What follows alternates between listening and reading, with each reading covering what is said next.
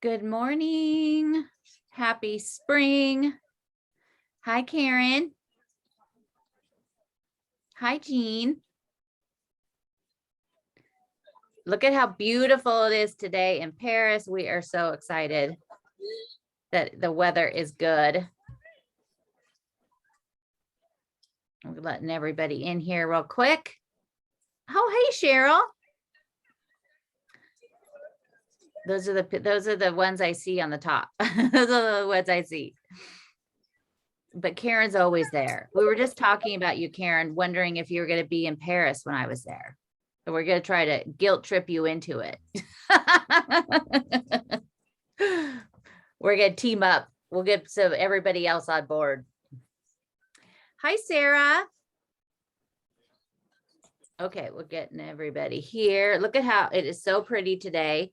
And we were just talking because we were here last year and we were trying to remember what the trees were. I think we were just missing some of the big, I think we got here after because we came in April. So I think we missed some of that. But everybody, if you, I'm sure those of you have been here before, make sure you find Kate French's feed and then either double tap on it if it's an iPhone or an iPad, or if it is not, you could go in the right corner and hit on pin, and then that way Kate's image stays on the screen, and then you hear me. And then I will turn my video off just so in case you get back to it, you know to find Kate. I think there's a way I could put something on there. So it's like, if you see this, find Kate. But it is quite busy today in the park because the weather is absolutely amazing, as you could tell. So it is, we're going to meander through everybody here to get around, but we did do this last year. And it wasn't as beautiful of a day. So I'm excited that we get to do this today on this great, with this great weather. And this is, of course, the Jardin des Plantes, which we will, I'll give you a little bit more of the history, but we are heading over here first. And I love this monument because this is the monument to Emmanuel Fremier, who was the artist that did the gorgeous Jeanne d'Arc, which is the beautiful gold statue that is right next to the Louvre at the very end of it, there at the by the Hotel Regina. You can see the Jeanne d'Arc at the very bottom of it. But that is Emmanuel up there. He is working on another statue that's actually here in the garden as well, the Dernier Chef d'Orson, which was the which we'll probably walk by it depending on the crowds. It is called the Bear Thief, and it is, when you see the bigger version, it's pretty heartbreaking. That guy that's kind of leaning over is a hunter, and he has a dead bear cub hanging off the back of him, and then the mother found him, and it was not good. I'm sure the guy would have died. But this statue and monument of Fremier was done by Henri Leon Grébert, and he did this in 1924, and it is located here in the garden because he, along with my very favorite Delacroix and Barry, would come here to the garden and study the animals here that we, because this is also has a zoo. This is a great place. This is not usually one of those places that's on the top of everybody's list, but definitely come and see this, and I'll share all the reasons why. But he also was a teacher for a short period of time at the National Museum. He taught actually animal sketches and drawings. But it is here in front of that building that is also inside of it also has skeletons, and it used to be a carriage company that was here, and in 1806 it turned into this museum. And on this property there's tons of different museums to go and check out. I wish they did something where you could have like one ticket, you could buy one ticket for everything, but of course they don't. You have to go in and do each one individually. But this one has these huge, like there is a skeleton of a blue whale, so it's just massive. There's skeletals of also dinosaurs and everything else that you could possibly imagine inside there. The building itself, each of the buildings on this property, the building itself is worth just to visit. You go up inside this one, you go up above and you look down onto the skeletons and stuff. It's pretty fascinating. It's really, really cool to see. And this is a good thing. You know, if you have kids or family to coming to Paris, these are great places to visit. Because it's pretty fascinating, and getting that close up to see the dinosaur and the whale and everything. But my favorite is the one at the end, which we'll tell you about. But the garden, the trees, Kate was saying it's been pretty chilly, sunny, but chilly. We have some other dinosaurs here. Isn't that a what? I can't remember. That was always my favorite one. I can't remember the name of him. But the property is pretty big. The property itself, the garden dates back to 1626. The Royal Garden of Medicinal Plants was first created by botanist and Dr. Guy de Brosses under the orders of Louis XIII, but it was actually Henry IV that wanted to start this because he was a lover of everything from the Renaissance and Italy, and where he was inspired. And a lot of people say Catherine de Medici brought the fork to Paris, but it was actually Francois Premier's mother. So it happened much, much earlier. But Henry IV also loved the Renaissance, and they had all these different gardens down there, and he decided they needed something like that in Paris. Excuse me. And so he wanted to have it done in the mid 16th century, but it took until the mid 17th century, the beginning of it, to actually have it created. They tried to decide where to put it, and it was decided to put it here because we are on the edge of the Seine, and we are also on the edge of the river that used to run through here. So it was dissected in the middle by the river. And so it was a perfect spot for a garden because it had very easy ability to get to the water to help it out. And the Jardin des Plantes itself is filled with all different kinds of gardens. These ones, they are, you see the little sticks there. Those are little plaques that tell you what everything is. Most of it is in French, and sometimes you'll find it in Italian as well. And then, of course, like I do not claim to be an expert at all. And I mean, I have one plant, and it's when my mom takes care of it, when I go to Paris, I always get yelled at because it doesn't look so good. So I am not a horticulturist by any means. I love cut flowers. I love flowers, but don't ask me to tell you what they are. But the garden itself is filled with all different kinds of gardens. There's alpine gardens, there's botanical gardens, there's medicinal gardens, there's just everything.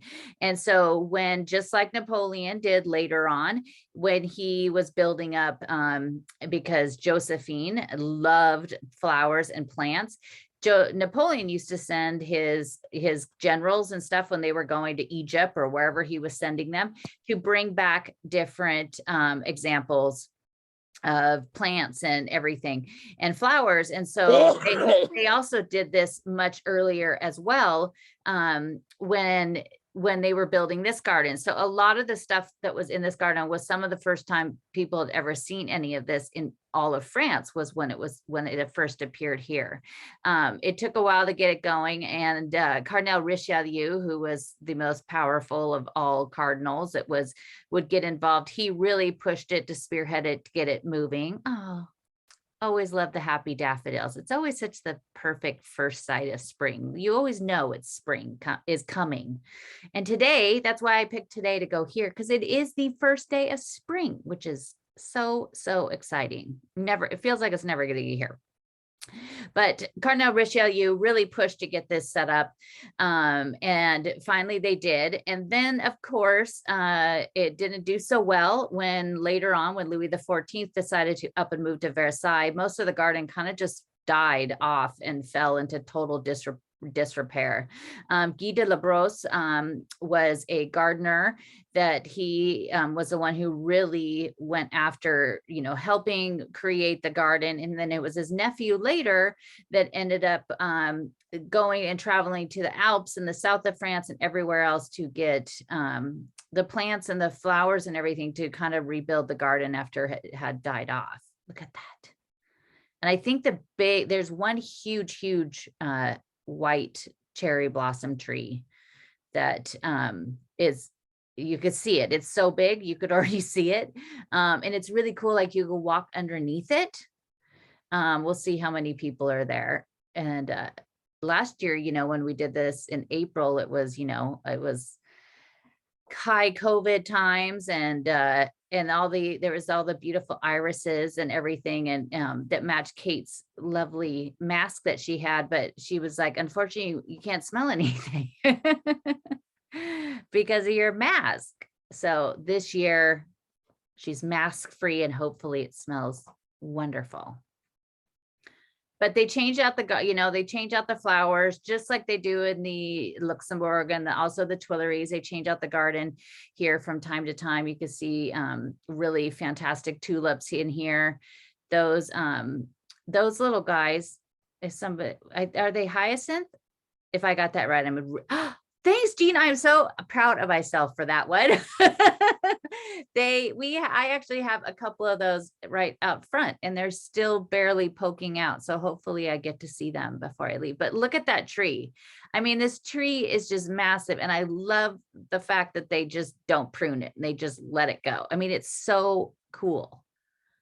And you could go in and walk inside of it, but I just love how everybody's just standing back and looking at it. They all probably want to get their photo, waiting for everybody out of the picture.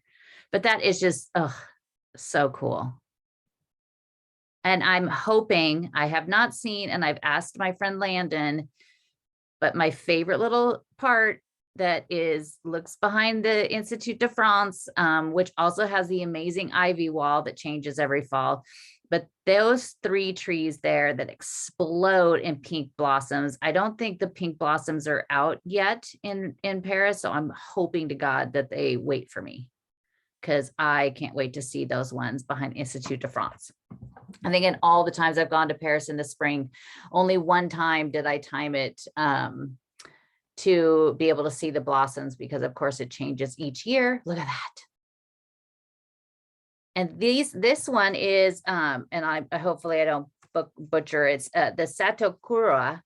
It's Japanese, of course, which all of the cherry blossom trees that we know of are all originally from Japan, but it's so pretty.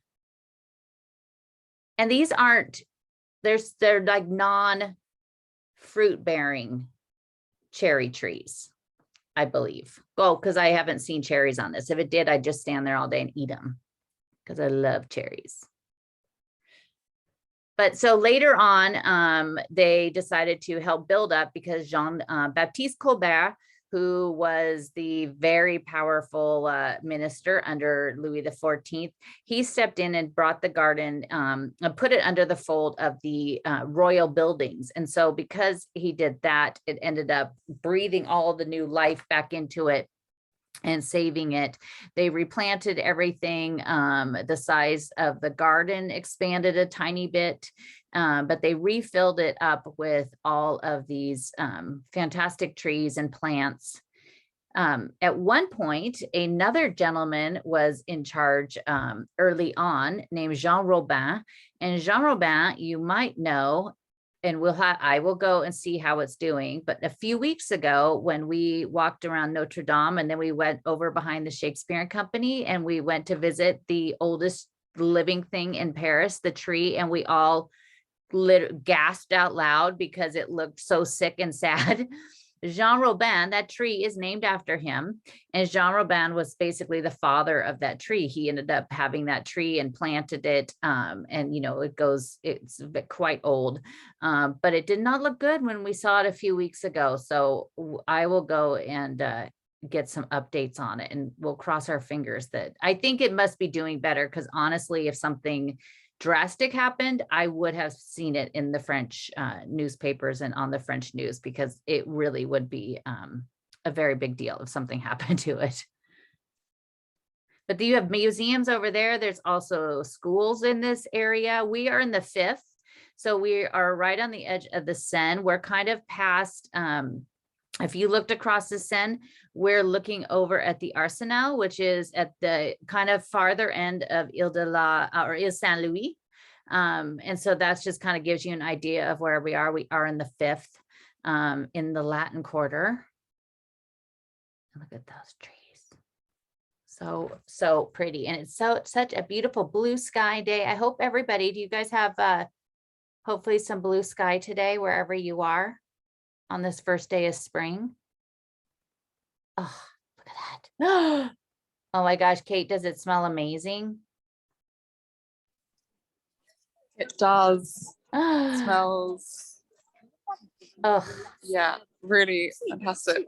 This one, it's not as strong as the usual lilac, but it's the flowers are slightly smaller. I don't know if you can see. I don't know what variation it is, but it's beautiful.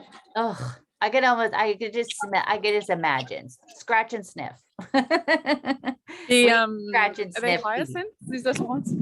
The little ones I think are hyacinth. Right? Yeah. When you walk, these ones, they smell really strongly when you go past them. They don't. I've cut them. Like there's one that sticks up in my yard, and I've cut it and put it in like a glass. It doesn't survive. It survives. I mean, it smells beautiful, but it only survives like a day, and then it just does not look good, which is sad. I have some in my window box. So they've been there for weeks, but they like if I open the window, it's really strong. Like it comes into the room. It's so great. My very favorite thing, and they don't have this in France because I once dated a guy that was a nose that, does the perfume. Yeah. And I told him that my very favorite smell was Daphne, and that it is like the surest sign of spring is coming because it's the first thing that you smell, at least in my area. And it's always in like, February, early March. Like it is the very first thing that tells you spring is coming. And it's the most amazing smell. I hope other people know what I'm talking about. But he had never heard it because he was going to make me a perfume with that smell, but he'd never heard it. Yeah, I wonder if it's called something different or whether it's just not native to Europe or not. Yeah, I don't know. Yeah, I thought I saw something because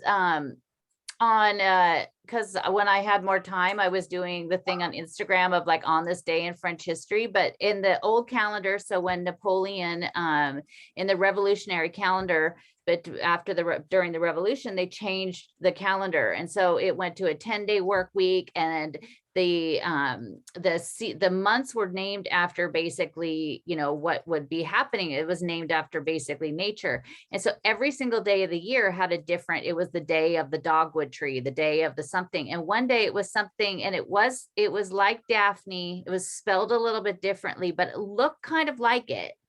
So I need to find out. And I asked actually somebody working at this garden if they had some, and they didn't know what I was talking about either. And I even pulled it up and showed them the picture, and they didn't.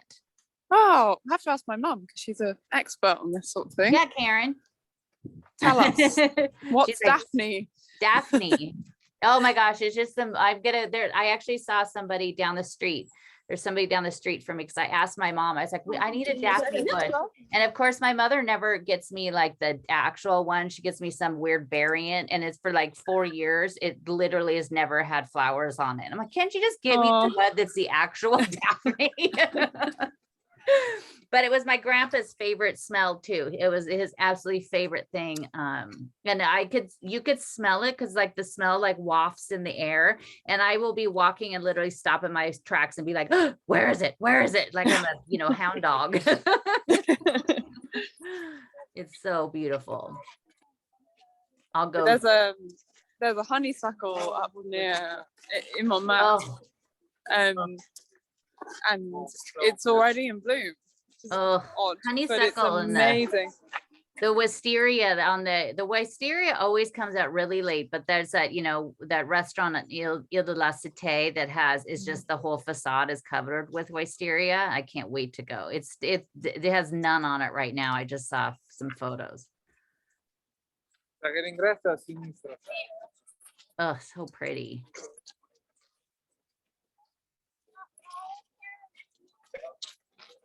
Yeah, Karen, we need you to decide figure out what Daphne is. If you guys have that. Does anybody have Daphne? Does anybody know what I'm talking about? They're these little teeny tiny flowers and they're like little clumps. And they're just like this little round ball of clumps of tiny flowers that each have like 4 petals on it. And it's just like it's the most delicious smell I've ever smelled. Look at those. The flowers actually kind of, I'll go down the street today. I need to go and I need to go like in the dark of night so I could go take a clump. But sometimes there's coyotes and wolves up around. Well, there was a coyote spotted like 2 years ago. It says that I'm terrified. But the garden, we'll get to see at the very end of this, there is a statue to Georges Louis Leclerc. He was the Count of Buffon. He was basically put in charge of enlarging the garden and creating much of everything that we see today with the size of it and everything. So there's a statue of him right here. It used to be at the entrance. And last year when we did this, Kate was like, the statue's not there. So they moved him down here. So I think so he could look at this gorgeous building.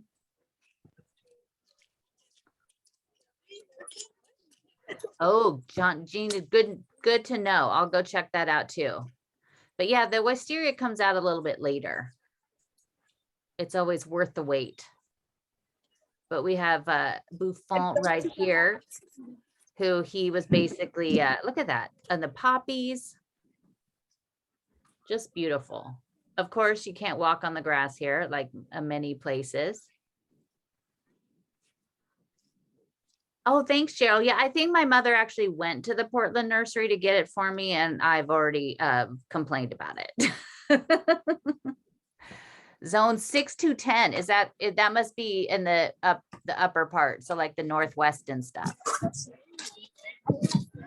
I'm relying on you garden experts. So here at the end, so this building right here is definitely go here when you come. This is the Grande Galerie de Evolution, and it was designed by Jules André in 1877 and completed in 1889. Across the front, there's medallions kind of below those windows of the different directors and those that helped establish the museum.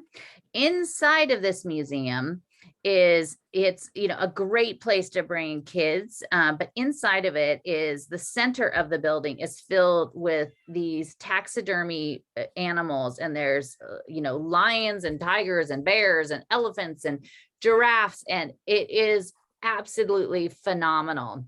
And it's really cool. You go walk through it, and as you walk through it, you hear the noises. It's almost like you're walking through a safari. It is so cool.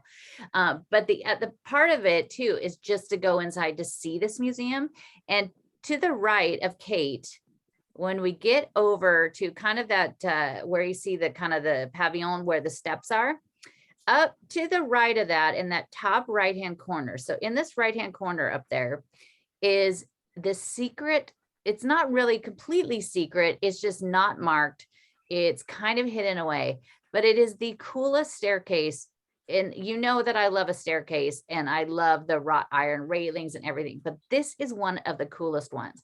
So if you go to this back corner when you're inside the museum, and when I will go in there, and I think I have pictures of it, but you go and you find this whale. There's a huge, gigantic whale hanging from the ceiling. You find the whale and basically go to the end, which would be in this corner. And there's a door there, and you just push the door open, and there's not really a sign on it or anything. You push the door open and start going up this staircase that kind of is right along those windows. And it is like on it, there's marble busts of the different scientists and the different people involved in setting up the garden and the museum. There is the most beautiful railing, and it just keeps circling around, and it just keeps going up, and you will be the only person in there. Nobody, if you even hear the door open, it would be a shock. you could go all the way up to the top and you could step up onto this pretty large step. And basically it's more like a bench, but where that small square one is, you could stand up there. You could even open the window and peer out. But this isn't even the greatest part about this. Once you get to the very top, look to the right, and there's sometimes the door is closed. Push through the door, and there is another staircase. It's a double staircase that looks like something you'd see in a Harry Potter movie. And it's just gorgeous. And then walk to the front top of that, and then peer through the little window, and you peer into what was actually the king's cabinet of curiosities. It was filled with, like, specimens, like, and gems and all of these kinds of things. I don't think I've ever seen that part of it open to the public. And it's this most beautiful room that's just, it's carved wood and shelving and drawers and everything. And it's absolutely fantastic. But you could keep going up and around once you go kind of back inside from the stairwell. And the walls, like, there's just cabinets. You could just open drawers, and one drawer after another, and look at like different butterflies and insects, and hate the people that hate spiders, but spiders. And it is absolutely fascinating. It is filled always with a lot of kids. If you are in Paris when it is one of their 2 weeks off that they get every 6 weeks from school, it might not be your favorite place to go if you don't take children. There will just be a lot of kids there. But it is one of those places that you could feel like a kid again being, because it is really, really cool. Just to the left of that shorter building that you see, that is the Museum of Gemstones and Mineralogy. So sometimes they do really amazing exhibits. Like they had one of Van Cleef and Arpels a few years ago, and these group of people were actually going to rob it and steal a bunch of the jewels, and it was foiled. It was just recently in, I think in the last couple months, it actually went to trial and they were all sentenced to prison. But it was a really fascinating story to keep them on and read how they were going to, basically knock the place over and steal all the gems. So these two buildings right here, these are gorgeous buildings.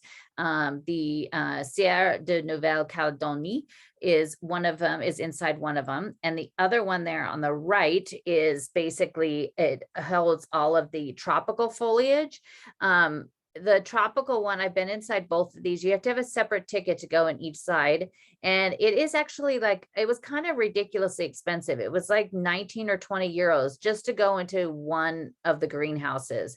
The one here on the right, that's the tropical foliage, it was so humid in there. It was almost hard to breathe. So you spend 20 euros and you want to get out of there as soon as you possibly can, because it was so difficult to breathe in there, because it was like the humidity in it was like absolutely insane. But the buildings are gorgeous. They were also built back in the 19th century. And those aren't even, we'll see something that's actually one of the oldest in the entire world. But the one of them holds the history of plants. And so going back to 1836, so these were kind of added after they, much later after they kind of, recuperated and fixed up the actual museum. But they are really, really cool. I mean, the buildings are gorgeous.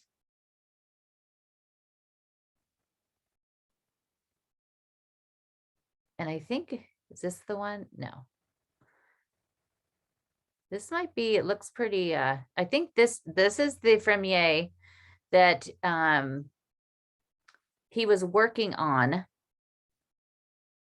So you see look at that. It's too sad to even say. You got that poor little bear cub that's the hunter killed. And this is the one Fremier did. And the very shiny, somewhat rear end of the hunter. But the bear, mama bear, probably found her baby, and I'm pretty sure that the bear would have killed that guy, rightfully so.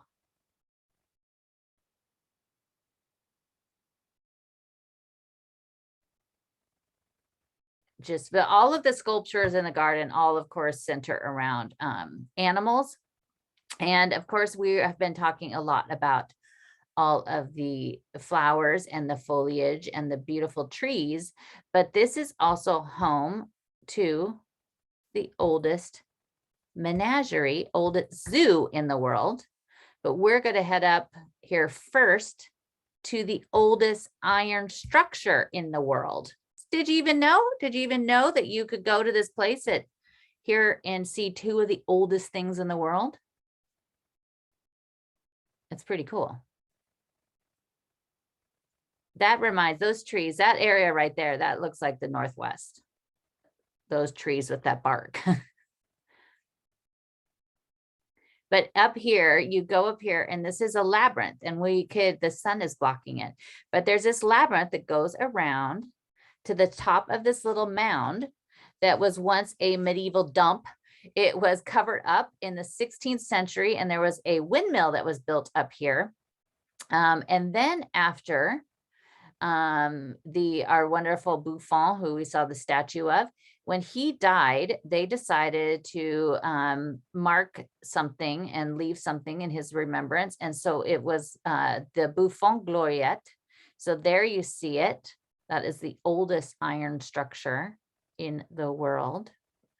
But it was built up here, and it was after his death, and it was designed by the locksmith Edmé Verniquet. He did this in 1763.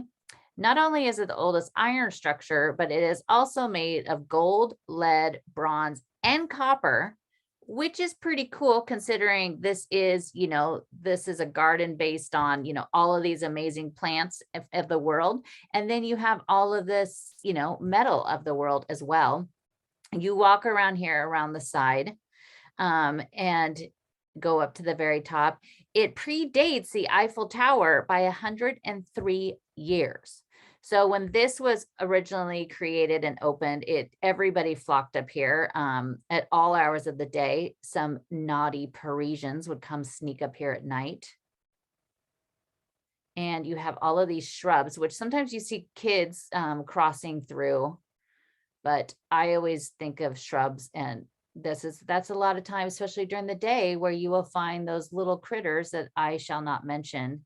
So I am terrified of even walking too close to the shrubs.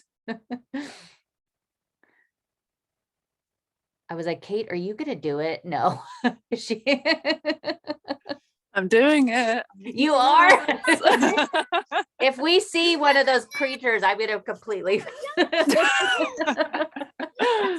Oh my God, you're so funny. Good job. Look at, they're like, what is she doing? Great shortcut. I know, that's a way to get past all the people. But this is such a cool structure. At the very top, you see a sphere up there.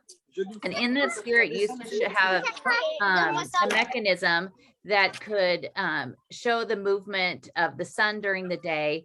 It would also had a magnifying glass, and inside the magnifying glass, it had a horsehair. As soon as the sun hit the horsehair, which was always at noon, the light would hit this mechanism that was attached to a drum, and the drum would strike at noon every single day.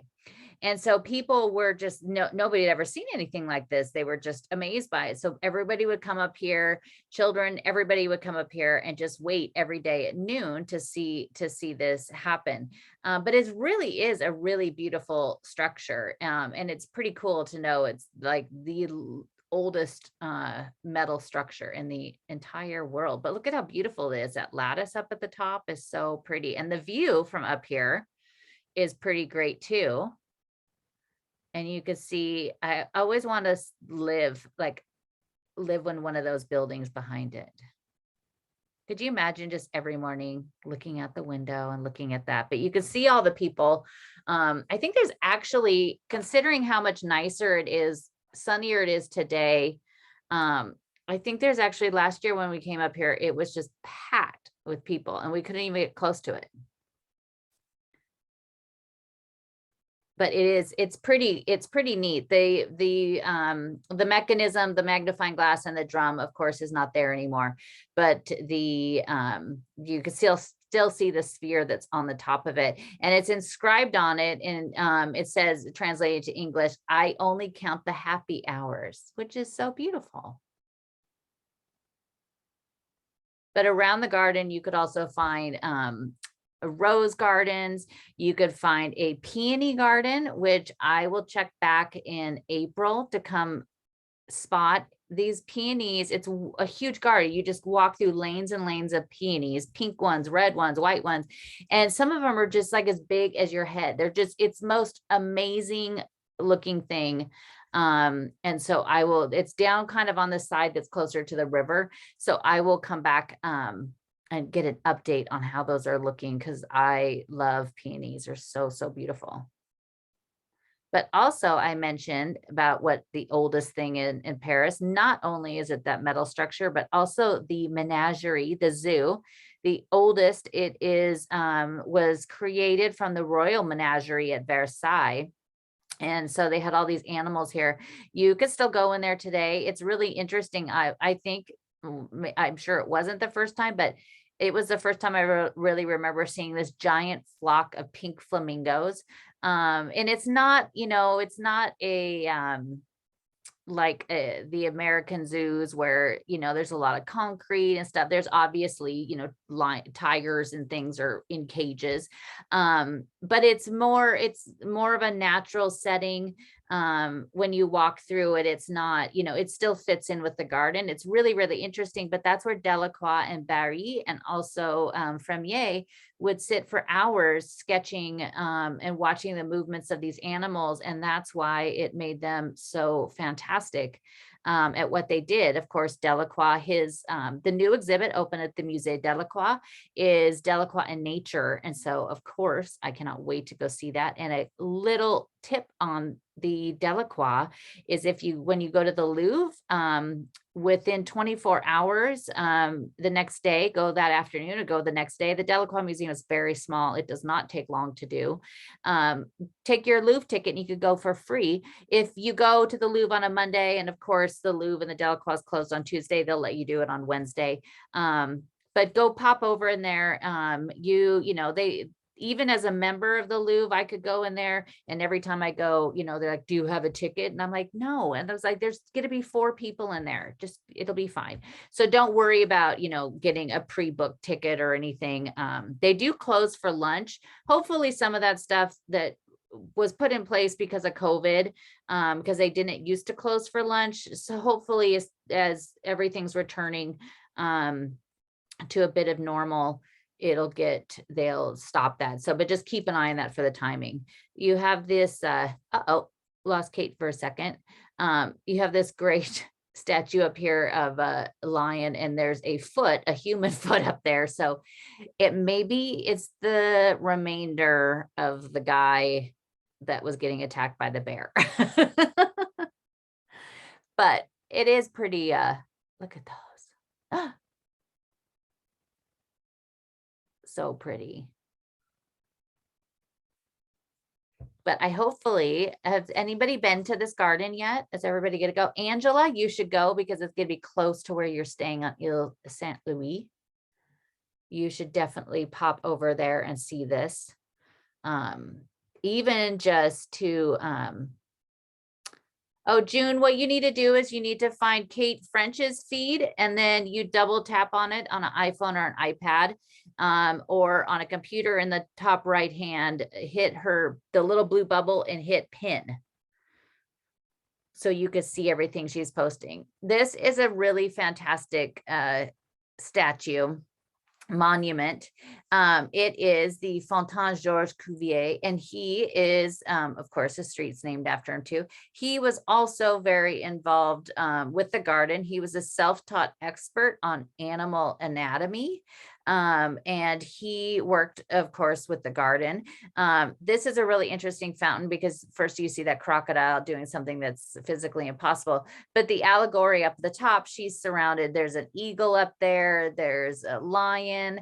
There's a bunch of animals down below. And then the crocodile, which the crocodile has his head completely turned, which is physically impossible for him. But I love the mass underneath it because you have like a lion and a bear and a man But it's a really, really pretty fountain that definitely needs a little cleanup. Oh, look, there's a doggy there too. Oh, and this guy. There you see the crustacean, the lobster in a lot of things. There's even a lobster on the front of Notre Dame. But it's a really cool fountain. Hopefully they'll turn those on pretty soon. But we'll walk across the street, and on the wall of this, right before we cross the street there is the one and only remaining Wallace wall fountain right here. I don't think that water ever comes from it anymore, but this is Wallace, when Richard Wallace created all of these fantastic fountains that we know of. There's 4 or 5 different models.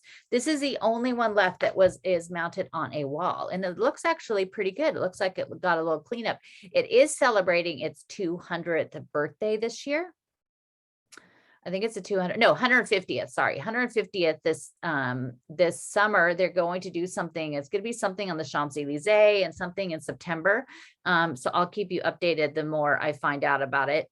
But look at that, beautiful.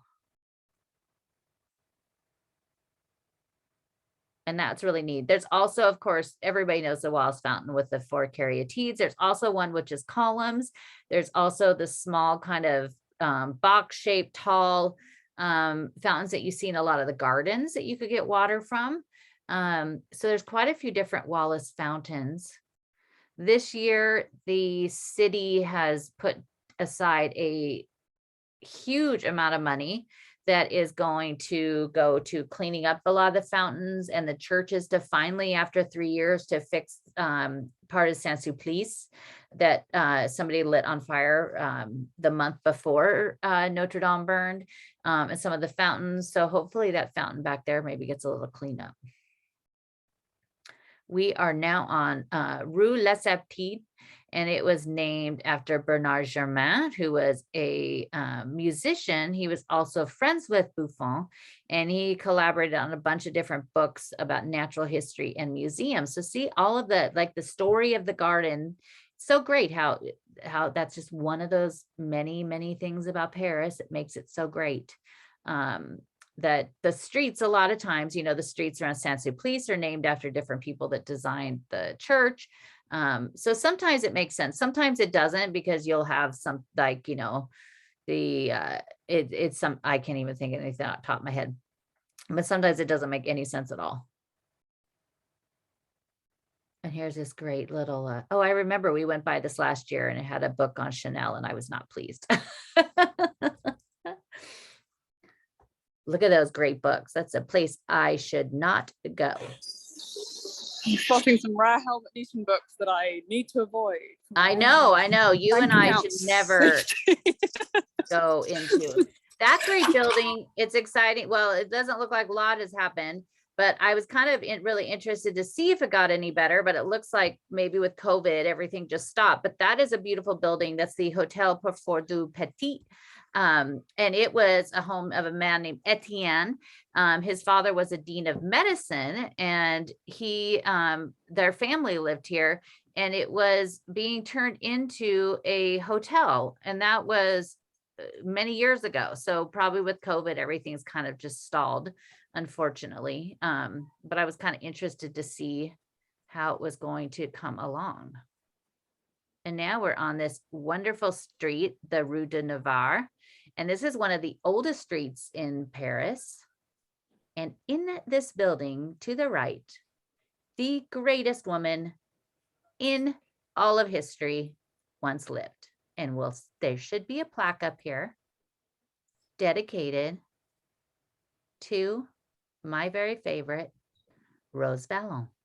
And Rose lived here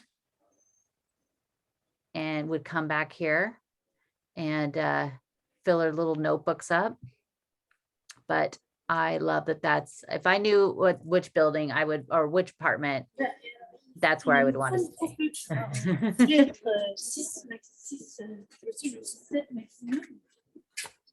Somebody going inside. Oh no, darn it.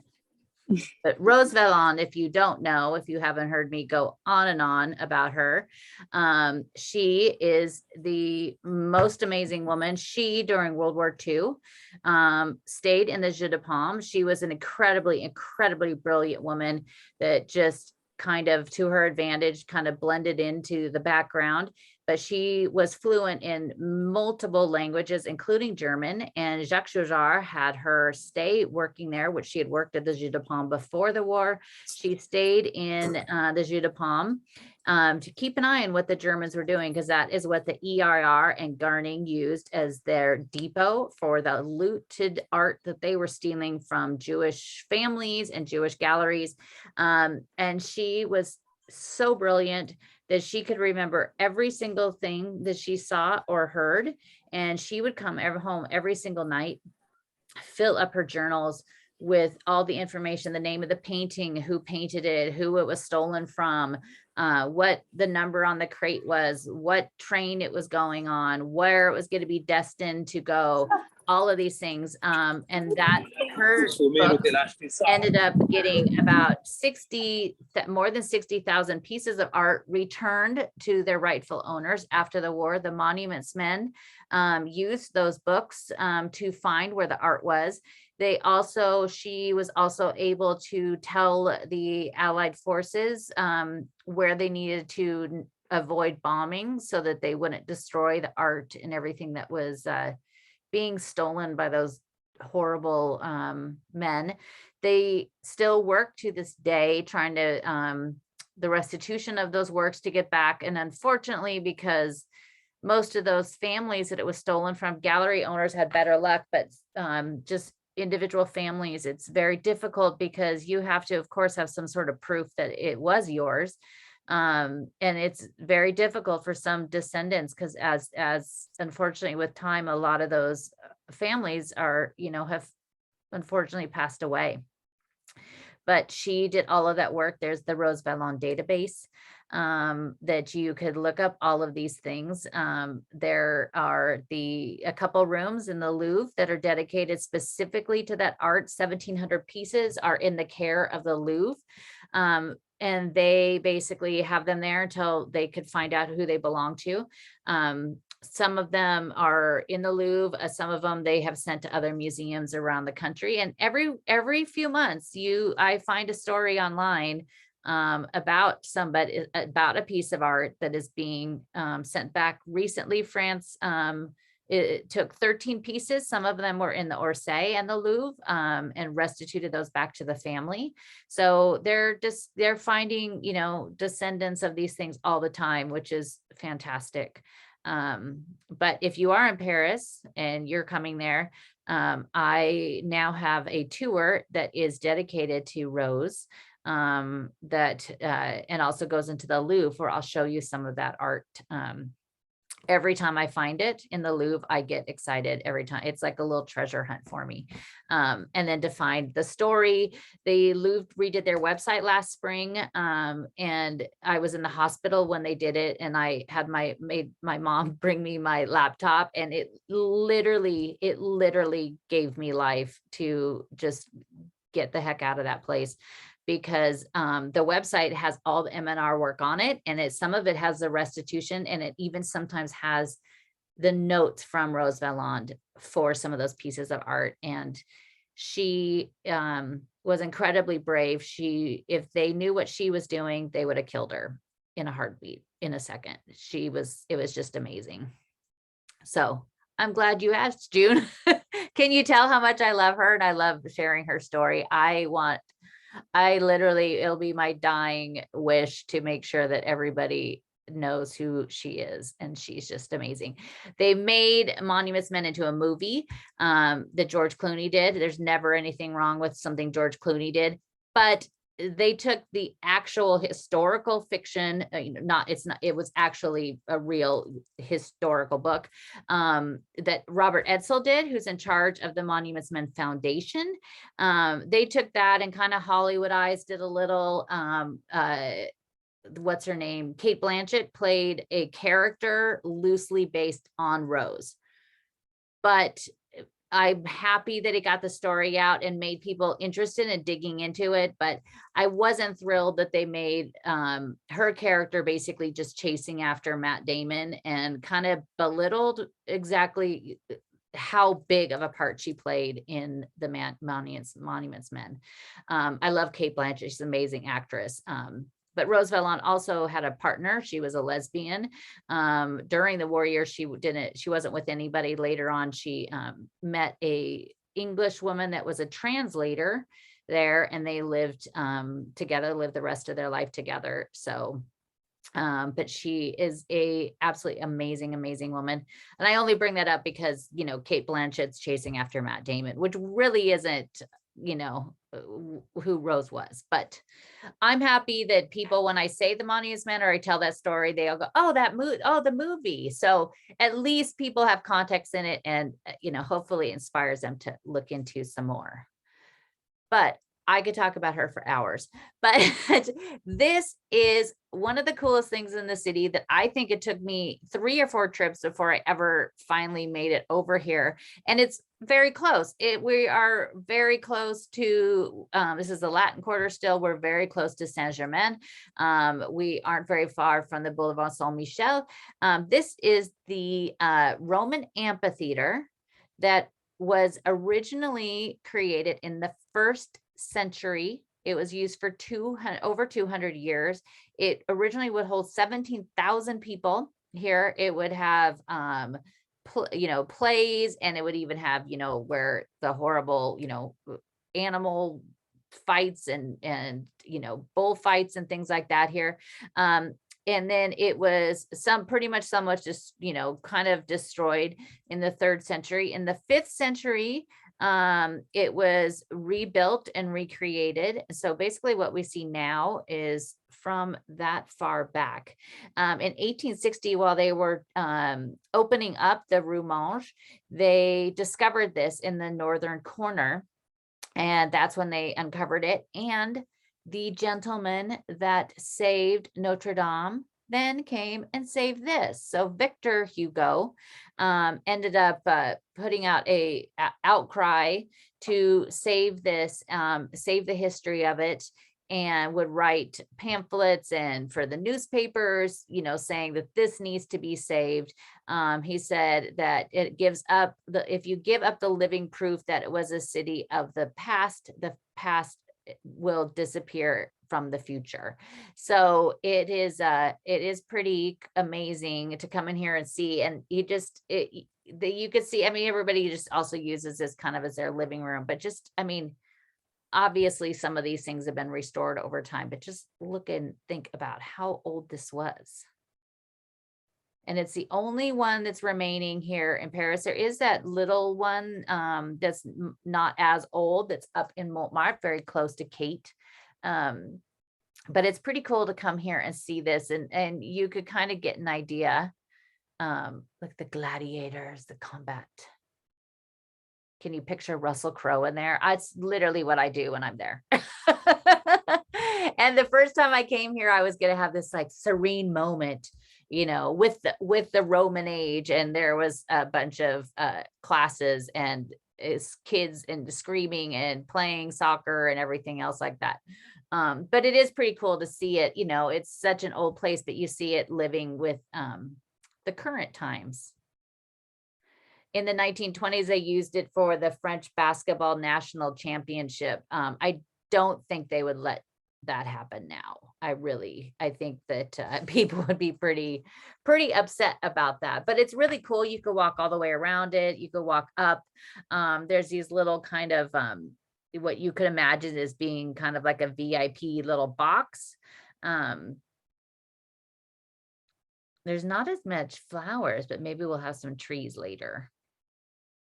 But it is really cool. It's very natural. And it's just right here in the Latin Quarter. So there's so many cool things to see over here. Or in Paris, it's endless, of course, as we know. But you could sit up here and check everything out, look below, and imagine Russell Crowe down there hanging out.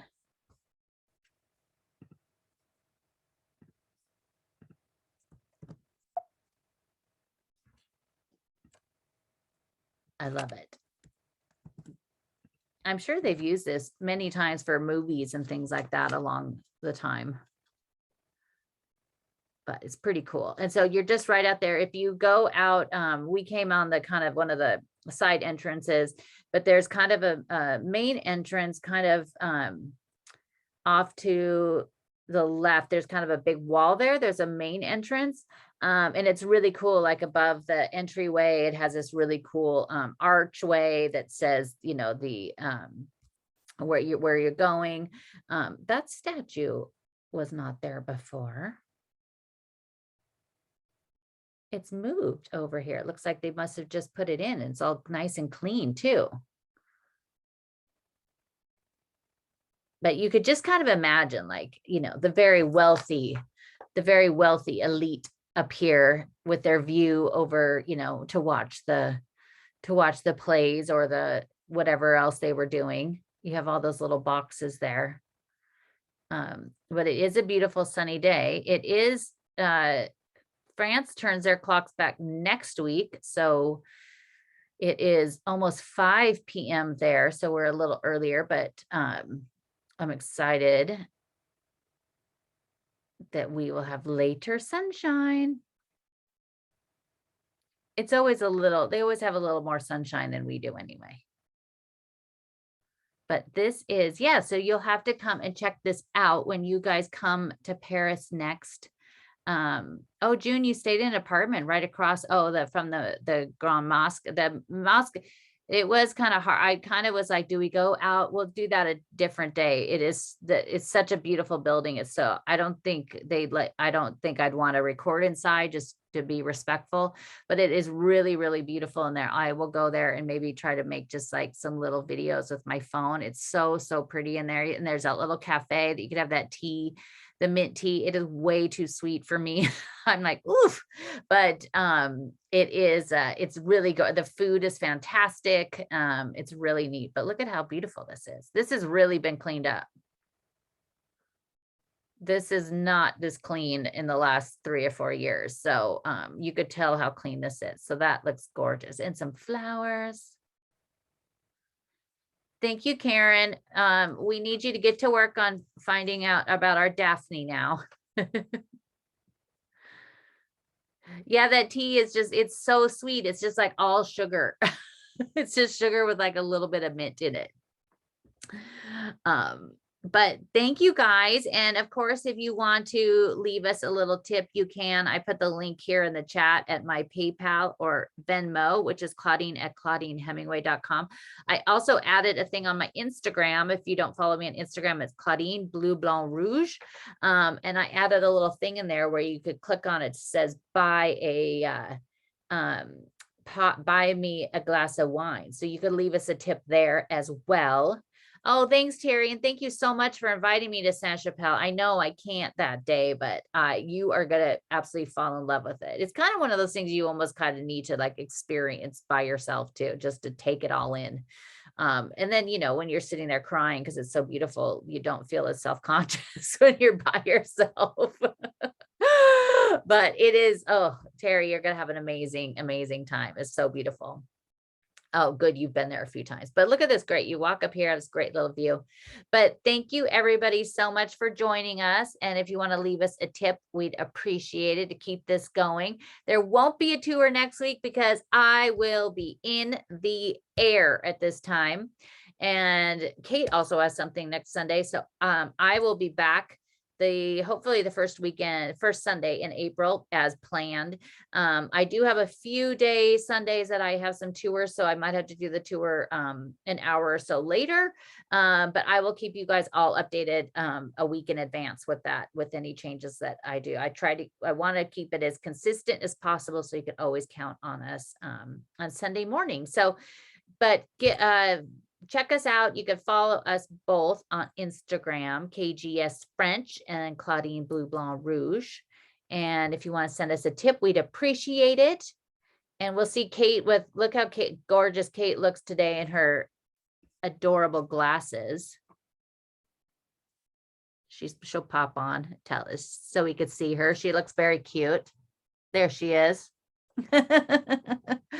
It's always good for her mother to see her. And Karen, just come for like 3 days to Paris. 2 Yeah, nights. come on, Mum. Over on the channel. Whip on over and say hi. You'll have to do it. Well, thank you, Kate. Thank you so much. And we're glad it's so sunny for you today. Yeah, it's gorgeous. I hope I did the right time. I can really see the screen. It's so no, it was sunny, perfect. It was great. I know it's hard to look right in it. No, it was perfect. Yeah. Well, you go and enjoy the rest of the lovely sunshine today. Well, I might sit here and read for a while, actually. I know. Perfect. You might as well. Well, thank you guys all so much. And we will see you in 2 weeks. And until then, have a wonderful first day of spring.